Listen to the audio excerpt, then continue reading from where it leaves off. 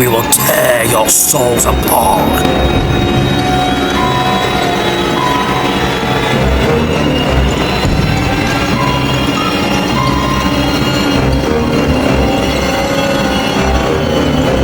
Welcome everyone to Creatures of the Night. I am Wolfman Sam, here with my host, Johnny Buff Guns. Hello everyone. Hello.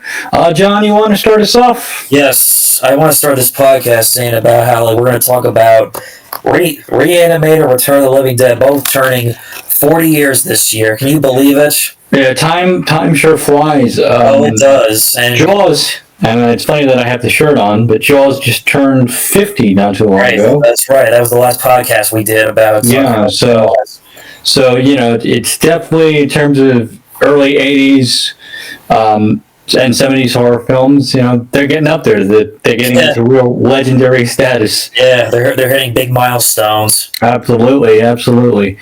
But I mean, what could be said? I guess we'll start with Re-Animator. Yes. First, but what can be said about Re-Animator that hasn't really already been said? I love the character of Herbert West. The actor, his name escapes me for a minute. Jeffrey Combs. Super underrated actor. One of those like journeyman type actors, a la Bruce Campbell, Bill Moseley. Just every performance he ever put out is great. There's another kind of what I consider a companion piece called From the Beyond, which is another not H.R. Geiger type thing, but Lovecraft. Right. Another Lovecraft story adapted as well as Re-Animator was an adaptation of sort of a Lovecraftian story of the dangers of kind of meddling with what should not be meddled with. Yeah. And I have to say, I couldn't shake the feeling that it's kind of a marriage. The film is kind of a marriage between Evil Dead and like Frankenstein. A little bit. Which no surprise that they later had Bride of the Re-Animator, but right, true, very true. Well, it's like one of those almost close faithful adaptations of H.P. Lovecraft's story of especially when it comes to the dialogue exactly. As well. Nobody but Jeffrey Combs could have played that role. I agree. As sincerely as he did. But he's one of those guys. Doesn't really matter the script. He puts it all. And I would love to see, not to get off topic in terms of the horror, but I would love to see a Question movie just with Jeffrey Combs as the voice. I could see that. That'd be great. Yeah. Yeah, and also the only difference with between this and the short story, this takes place in modern day 80s, whereas the story took place back in maybe I think the early 1900s, but don't quote me on it. It's been a while since I've read the book of. It would be interesting if they were to. Now, I'm not one for remakes, but it would be interesting if they were to ever adapt it in its correct time period, but it'd be interesting. But I think it works out perfectly with this film, with the modern 80s and stuff. Oh, absolutely. Like I said, it's especially how when you think about it, people always been saying this since forever, and I'm not a doctor or anything, but having my father who was a medical doctor, it's people think, wait a minute, how come we're in this century, this decade, how come things are still not improved? Well, that's medical science for you. Well, it's also kind of a cautionary tale. Be careful what you wish for. Basically, that's true. No, that's very true. I've always interpreted. Now I know it's just fiction, but I've always interpreted people wanting to kind of play God in fiction. Yeah. It's kind of true to life because, people always wanting to bring people back to life or improve, right?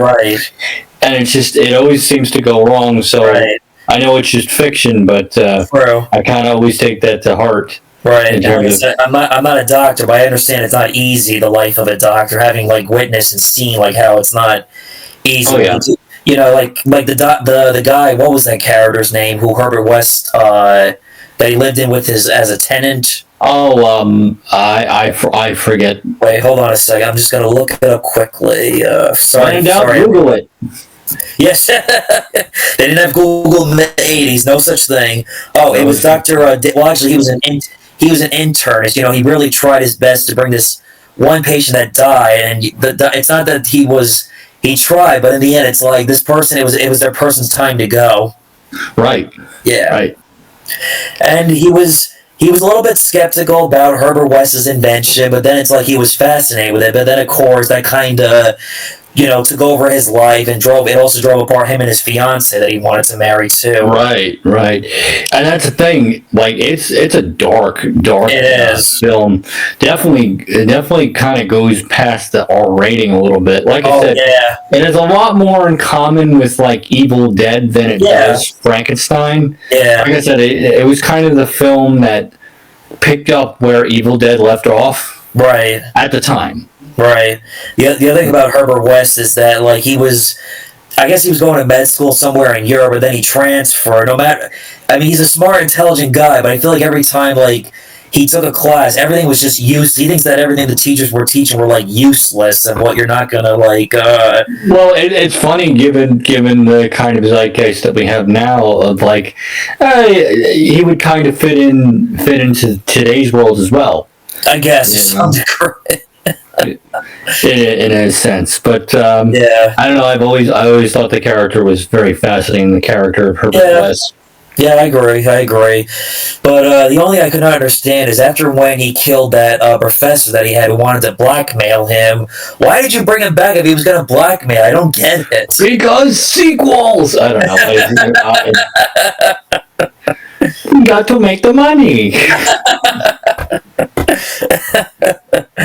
Yeah, and it's funny how, like, what's his Dr. Kane's girlfriend or fiance, I should say. Where's my cab? Little did she know that what happened to the cash. Yeah, and yep. If you be like careful that, what you wish for. That would be pretty much. That would be the tagline for Re-Animator for sure. And I have to address the elephant in the room about the professor. He has a lust problem for Dr. Kane's fiance, who is the daughter of the head of the school. Yep, there's a whole scene to that effect.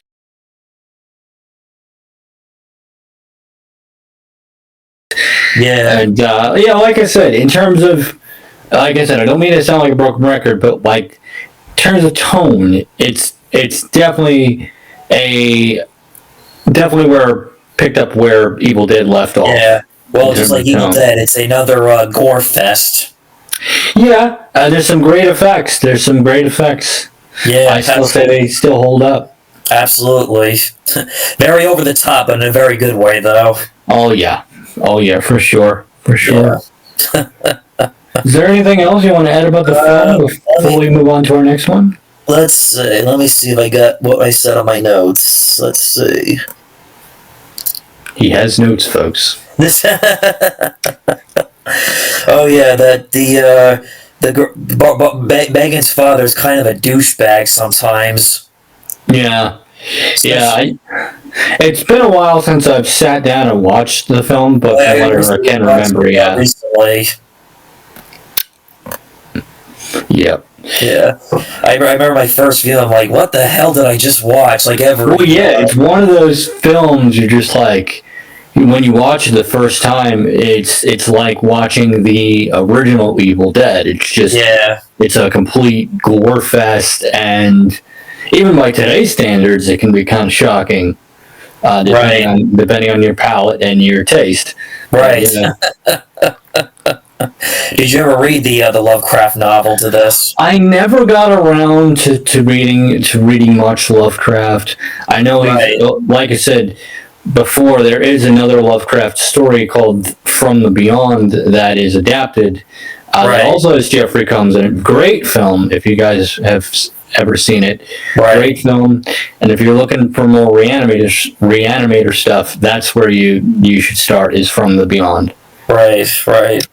Especially how it was directed by Stuart Gordon, who trying to think, what else did that guy do that comes to mind? I think I might have said the title. I think it's just called From Beyond, not From the Right. Beyond. I think it's From Beyond. Right. Okay. Oh, you're right. You're right. And also, he did Dolls, which I saw a year ago. Yeah. Doll. Yeah, that was very good. Yeah. Love me some Full Moon. Right. And sadly, he's no longer with us. He passed away 5 years ago. We miss you, Stuart Gordon. Yeah. I still can't believe. On a side note, Ozzy. Yeah, that's true. Not to get off topic, Ozzy Osbourne recently passed away, and Hulk Hogan. Yeah. At the time of recording this, I know you're probably going to stitch this together for the Oktoberfest, but yeah, at the time of recording this, that's all right. Yeah. Even though this is about Re-Animator Return of the Living Dead, we'll still add some other parts of this podcast for the fun of it. And I think I just about summed up everything for Re-Animator. The one thing I will say, this is like probably the only one of the few things I read of Lovecraft, and it was very good. It's worth checking out. But of course, like everything from books to movies, big changes. Right. Well, it worked out pretty well for this movie, but it's been a while since I read the book to Lovecraft. Right. Yeah, I still got to dig into some Lovecraft myself in terms of the literature, but one thing after another. Yeah.